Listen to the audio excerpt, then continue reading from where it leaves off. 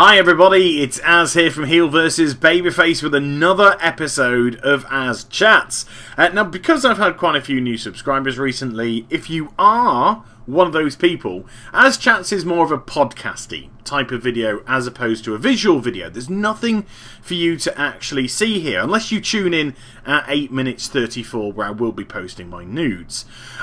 This is a video where you can crank up the volume in the background and get on with something around the house. You know, exercising, doing the laundry, doing the dusting, of course with that French maid's outfit on. And that's just the guys. So, you know, this is all about me coming in your ears as opposed to in your eyes. I probably need to rephrase that, but we'll move on. Now, today's topic of conversation with AzChats, I can't avoid it, can I? Because you most likely would have experienced this if you are a player of the World of Warcraft and you have been playing over the course of the last 24 hours or so. And it is the level 90 character boosts and how they are going to affect WoW. So let me just fill you in a little bit of background story. Of course, approximately 24 hours ago, a little bit before, but approximately 24 hours ago, Blizzard released the standard and collector's digital editions for Warlords of Draenor for pre-purchase, as opposed to pre-order. Two different things. Pre-order is where you reserve a copy. A pre-purchase is where you pay in advance for a copy. You don't normally, sometimes you do, but you don't normally pay for a pre-order. So what's your dues is you hand over your dollar, or your sterling, or your euro, or your wang. I said wang. And you get yourself a shiny copy of Warlords of Draenor. Of course, we can't play the expansion content yet, but you get all the other gubbins that come along with that. So, for instance, if you bought the Collector's Edition, you get the mount, you get the pet, you get the Diablo 3 gubbins, you get the StarCraft 2 gubbins, and you also get, with both the Standard Edition and Collector's Edition, your level 90 character boost. Now, I just want to very quickly go over some ground which I have covered in the past as regards to my feelings about the level 90 boost. So, I'll try and make it as succinct as possible. I like the idea a lot of the level 90 boost with your purchase of Warlords of Draenor. I do not like the idea of level 90s going up on the Blizz store, but it's a business. Blizzard want to make money. They've got a lot of money to make up because of the amount of subscribers that they have lost with Mr. Pandaria, so they are looking at other revenue streams. You know, Activision, as we all know, EA, Ubisoft, all those kind of companies, look, they are just turning into fiends now. Just fiends. They are vampires. They will just suck you off, and not in a good way either. They will just suck every single solitary penny, dime, wang, because I can say wang again. Any of that, they just suck it all out of you. They seem to have this really bizarre idea that we have thousands upon thousands of pounds to spend on every game that we purchase. Oh, you've bought WoW? Okay, spend thousands of pounds. Over the course of the years, probably have. Titanfall, let's spend thousands of pounds. Probably, you know, because it's got his you know, pass now. It's season pass. Whatever the fuck that means. It's got his season pass now. You know, you want all the expansions for Sims 3, $400 and something just for the extras for Sims 3, and then of course you've got all your Candy Crushers and all that kind of stuff, which just operate on all these microtransaction systems. Which just suck you dry. They just suck money out of you. Seriously, I've got a really good way to have the money sucked out of you that doesn't involve video games and probably involves more of a brothel. But, you know, that's not very PC, and it's not something which I'm advising people to do. But you get the drift, you know? You get the drift. There are so many kind of games out there now that are operating under these sort of microtransaction-based themes that even if you just want to enjoy a single game now, instead of purchasing it for the 40, 50, 60 pounds that we have done in the past, you're now looking at well over 100, pushing and then some, with all the DLC and shit like that. Should we just say shit like that? Okay. With some games it might be worth it. I was quite happy to fork out money for things like the Skyrim DLCs, because I thought Skyrim was just one of the most beautiful games I'd ever seen in my life, and one of the most beautiful experiences of a game, and I just simply love that kind of stuff. But we're just finding it tagged on to virtually every game. So let's turn this back on to World of Warcraft. I personally, though, liked the idea of the level 90 coming with Warlords of Draenor for a few reasons. So very briefly, it was a second chance. To me, that's how it felt. I initially thought it was quite altruistic, but it's not, because obviously the price of the this edition, Warlords of Draenor, is more expensive than the previous expansions. It is. If you say it isn't, you're blind, because you just have to look back at what you paid for the others, and I've paid a lot more for Warlords of Draenor than I did for Mists of Pandaria, and also what I paid for Cataclysm, and also what I paid for Wrath of the Lich King. And we're not talking about inflation here, we're talking about additional cost was tagged on because of this level 90. But it was initially touted as a feature of Warlords of Draenor. It wasn't touted as an additional cost feature of Warlords of Draenor. It was just classed as an additional feature. And then when they heard the feedback from people at BlizzCon, they thought, hello! We can make some dollar out of this, bitch. And that's what happened. That is the sad but true facts. But I digress again. I said succinct, didn't I? And I'm just digressing. That's how I roll. So, I like the idea, though, of the level 90 with the purchase of Warlords of Draenor, because it felt to me like this second chance, which I just mentioned. And what I mean by that is, WoW can come with a lot of baggage nowadays.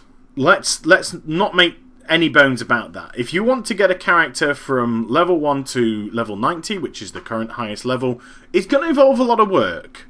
It is going to involve a lot of work. Even if you're heirloomed up, gilded up, flasked up, yada yada yada, it's going to take a substantial amount of hours. It's going to take a heavy investment of your time. Now, somebody that's always been interested in playing the World of Warcraft can easily be intimidated by that. Easily be intimidated by that. I'd love to play WoW, but can I be asked to go at like 90 levels just to get to the current content to be able to play Warlords of Draenor? Not so much. And I can understand that. I'm not saying any rights, any wrongs. I'm not going into that battlefield. I'm not going into that minefield. I am simply going to say I do understand that point of view, and I do empathise with that point of view. And then you've got people who have played the World of Warcraft and have drifted away from it for one reason or another. Again, this is a second chance. This is a second chance for them to get back into WoW, boost their character up to top level, and be ready for the next X-Pack. And also, it's a second chance for people who don't like the class they're playing. Simple as that. Somebody could have rolled a Warlock, got it to maximum level, fallen out of love with the game because they didn't like the way that the Warlock plays anymore, or they just got bored with it, and they didn't want to invest all that time and effort getting another character up to level 90. No rights, no wrongs, they just couldn't be bothered. We're just going to leave it at that. And this is this second chance because it says, right, I really wanted to be that paladin. So here I go. And then they go and create the paladin. Boom. They are ready to go from the start. That's not a bad thing to me. That's not a bad thing. I think it's a very clever piece of marketing.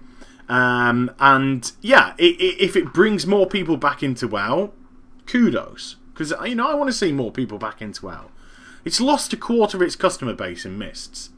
I'd like to see a lot of those people come back. Okay? The store level 90s, I'm not so hot on. Because I like the subscription model, because I believe the subscription model is this social economic equaliser.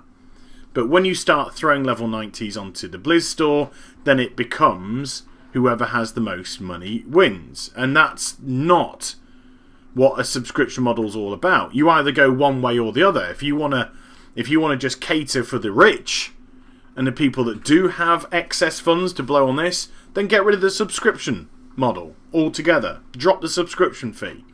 But if you say, well, you know, we want you to pay per month to play the game, plus we tag on all these additional things which give people more options to do with more characters, which allows them to generate more money in the game if they have top level characters, yada yada yada, all these sort of implications, then it's all about money, money, money, dollar, dollar, dollar.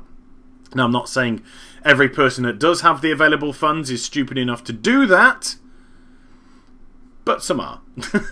Some quite simply are. And £40 in the UK, $60 in the US per character, that's a game to me. And I'd rather play a new game. I'd rather have Titanfall or Dark Souls 2 or Infamous Second Son or Metal Gear Solid Ground Zeroes than fork out for a Blizz Store level 90 character. That's just my own thoughts and feelings. I've been 10 minutes worth of succinct here. Nice. Result. So, yeah, I personally don't like the idea of the Blizz Store level 90s, but I do like the idea of the Warlords of Draenor purchase level 90s as a second chance. Now, we need to push the topic of conversation to the ramifications of the level 90 boosts. Now, of course, with the pre-purchase for Warlords of Draenor going live yesterday, a lot of people, including myself on both my EU and US account, did the pre-purchase. I bought the collector's edition for my EU account, and I bought the standard edition for my US account. I'm sorry, America and the Oceanics and stuff. It's not a slur at you. It's just, can I really justify paying out for two collector's editions over two accounts? I at the time I couldn't. Maybe I will in the future. Who knows? But at the moment in time yesterday, I couldn't. I thought one collector's and one standard edition was sufficient. So I got to boost a level 90 on both my EU and my US accounts. Now, I did a video, sorry, I'm giggling because I can't wait to talk about what I need to talk about soon. If you saw my level 90 video yesterday, my level 90 boost video yesterday on my YouTube channel, of course, here, then I used my EU account as the example, and I showed you how to do it with the Druid. And I created the Druid. I wanted a Druid. I've wanted a Druid for a fair bit. It's a class that does really interest me.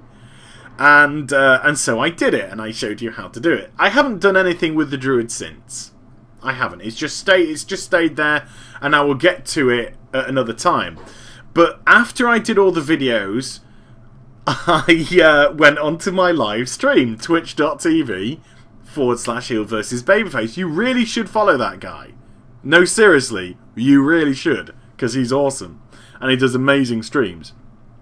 And what I did in the stream is I boosted my level 90 character on the US servers and then decided to try and gear it up immediately.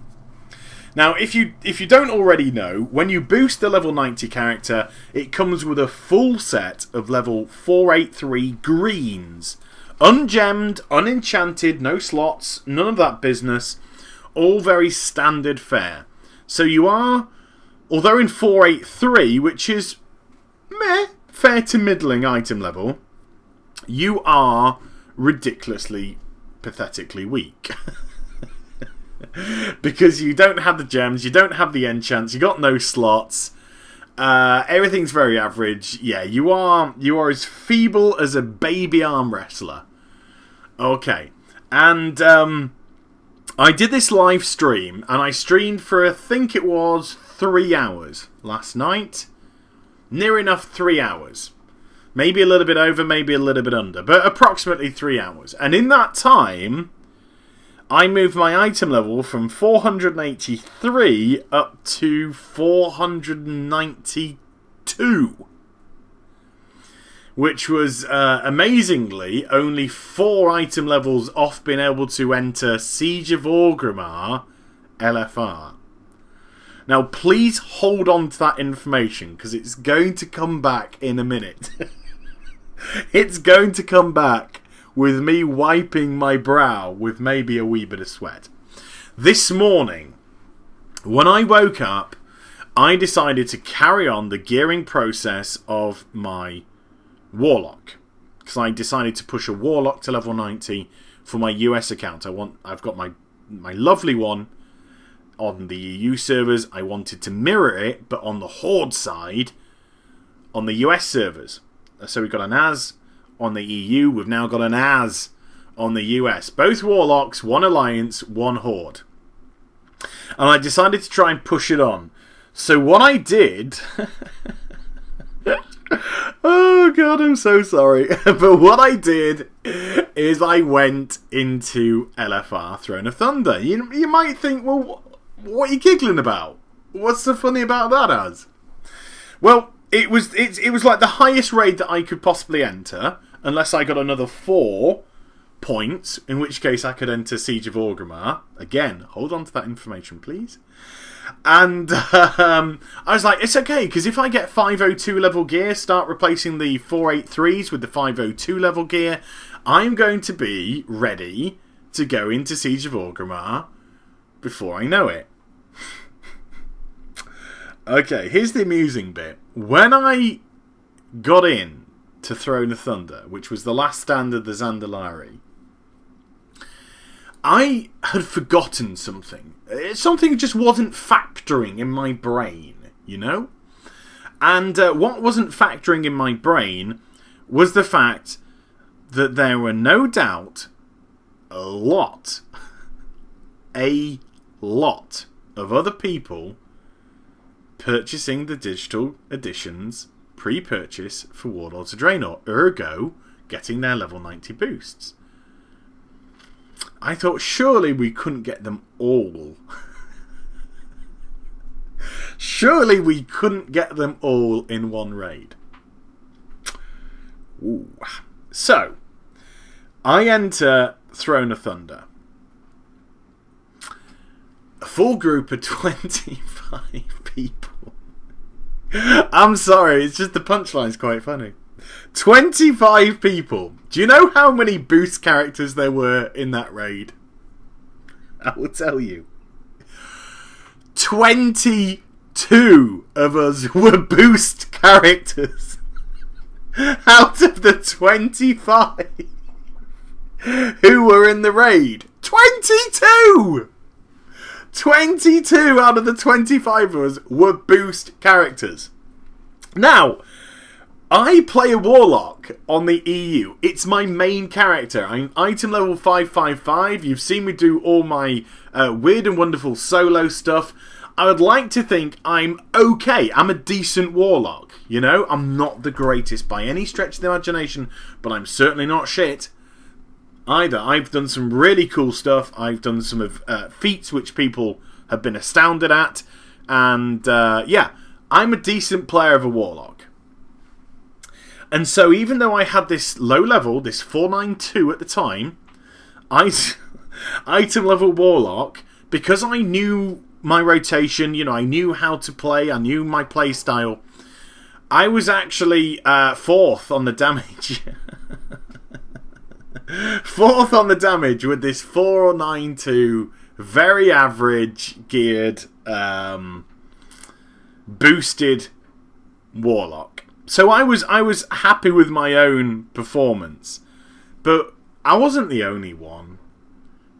There were 21 other boosters there. 21 other boosters there. And let's just say some of them were playing classes which they had never, ever played before. We had healers that were doing less healing than me. True story. Healers that were doing less healing than the tanks. Healers that weren't actually doing any healing at all.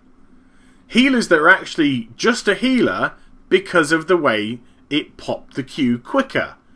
And they were just stood there doing nothing in the raid. And we had about 3 healers that were trying to heal. Sadly, the 3 healers that were trying to heal didn't know what cleanse was, or dispel was, or stuff like this. And shall I cut a long story short? I'll cut a long story short. The raid, although we eventually managed to do it, was one of the most tumultuous, awful, laughable, terrible experiences that I've had in LFR. And I have had some awful, awful experiences. So I said to myself, okay, let's break this down. Does this automatically mean that level 90 boosts are bad for the game and everyone should get their pitchforks and march to the windmill that is Blizz Entertainment and you know, down with the witch? Well, look at it another way. What happens when you play an expansion from the start?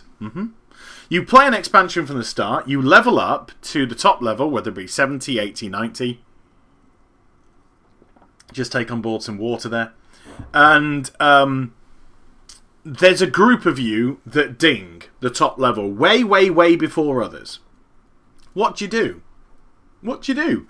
Well, you wait for the raids to become available, and then you go raid. So, for argument's sake, when you go to LFR, you go into LFR, and you start from scratch with some people knowing the tactics because they've watched beta videos or participated in beta events. Others not. Because some because they haven't, because they wanted it all to be a surprise, nothing wrong with that. Others because they can't be bothered to read the dungeon journal, because apparently that is too much hard work. Oh, but I know I failed, but I didn't know what to do. Well, you did know what to do, because you could have read the dungeon journal. You chose not to. So you chose not to know what to do, which is a big difference. Splitting hairs, possibly, but true story, nevertheless. But it's usually a chaotic mess. It's usually a chaotic mess, and you try and just get that group of people that are willing to stick with it, though. Stick with it to get it done. So you either learn the tactics, or you plow through because you desperately want to get through to be able to qualify for the next one next time, or of course to significantly improve your gear if you're fortunate enough to get a drop. Now, it's no different when a new raid comes out. If Throne of Thunder came out tomorrow and it had never been out, would we have had the same mess? Absolutely. Absolutely. I was there when 5.2 launched and we had Throne of Thunder. It was horrific. Horrific for people not knowing anything, being a complete mess. Didn't matter whether or not they knew their class or not. That didn't matter. It was their mentality when it came to the raid that mattered. They didn't know the tactics.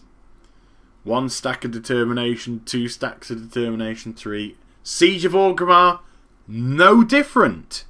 No different.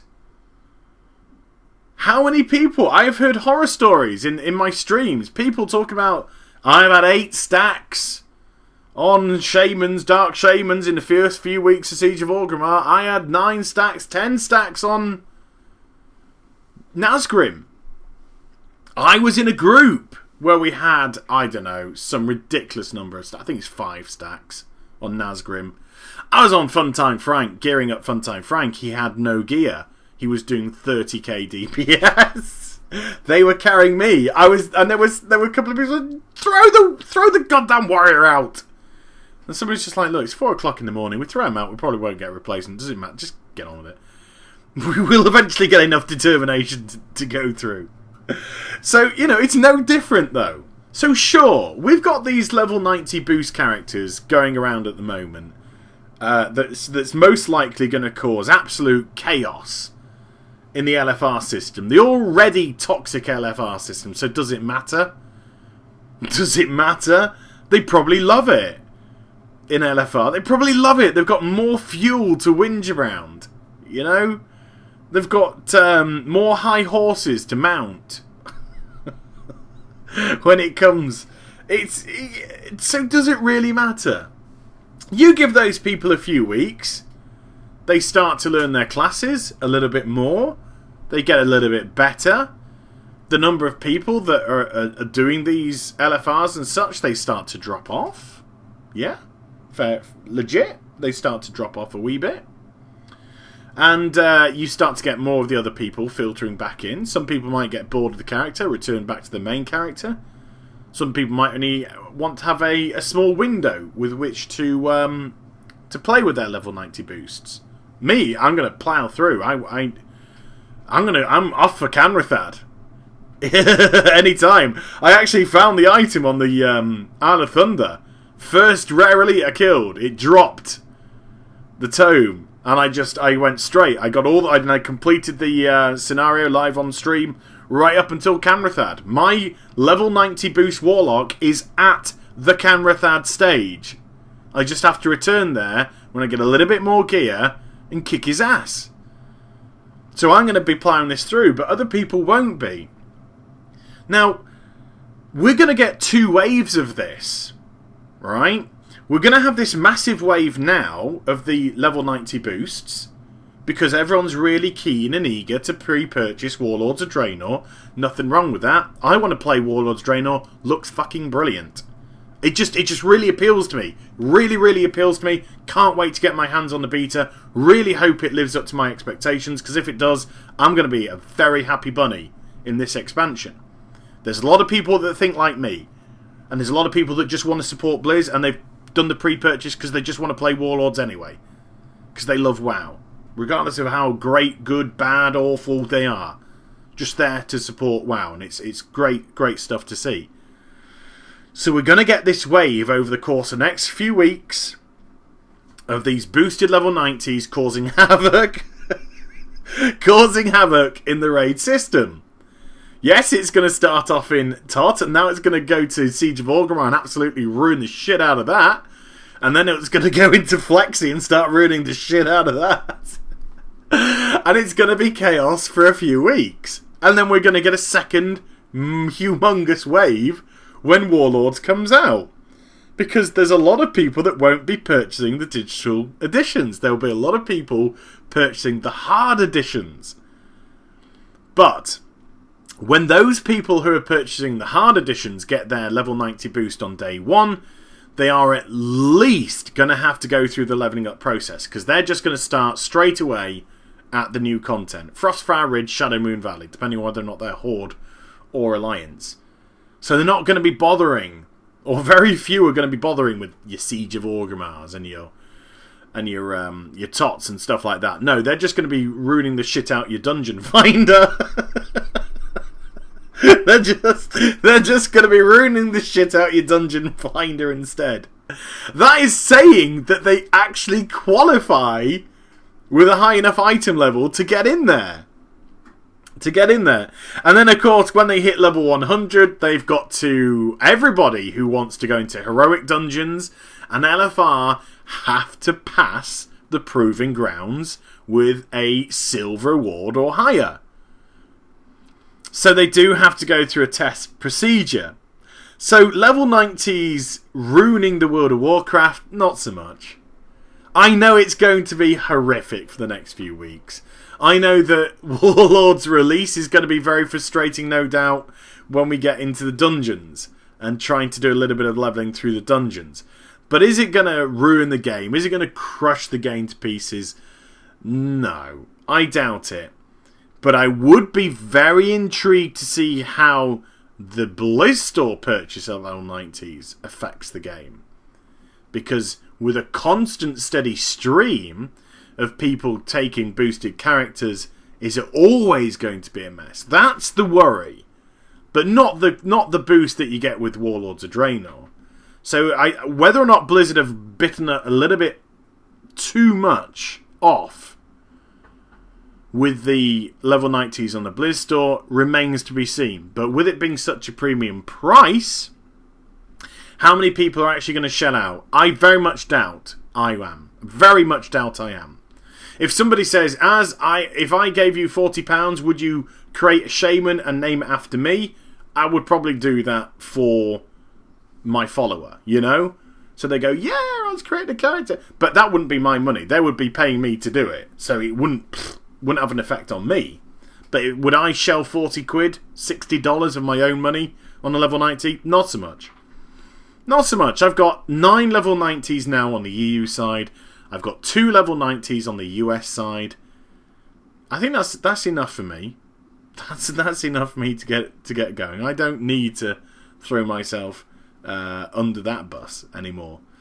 But it is that temptation. So in conclusion, people, I know it's going to be a humongous mess the next few weeks. And Warlords of Draenor release might be testing the patience of a few people if you go into a dungeon system. But if you're outside in the world questing away, it's not going to affect you an iota at all. It's not going to affect you one jot, is it?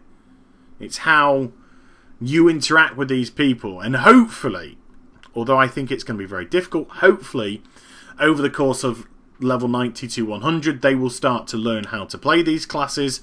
And then, of course, we do have the qualification of the Proving Grounds. But to get a silver, you just have to turn up.